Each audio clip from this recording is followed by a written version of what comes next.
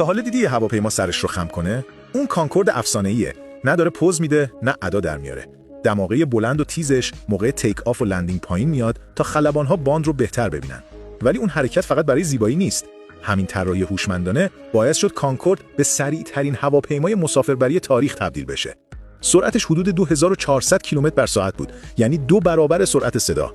بدنه براق و بالهای مثلثیش جریان هوا رو نرمتر عبور میداد و مقاومت رو به حداقل میرسوند. با کمک 4 موتور توربوجت قدرتمندش تا ارتفاع 18 کیلومتری بالا میرفت، جایی که هواپیماهای معمولی فقط میتونن حسرتش رو بخورن.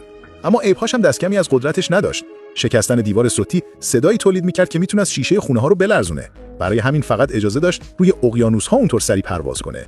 و از نظر سوخت چند تن در هر ساعت میبلعید. در نهایت هزینه سرسام‌آور و صدای مهیبش باعث شد در سال 2003 بازنشسته بشه. حالا تصور کن یه روز دوباره برگرده. حاضری سوارش بشی؟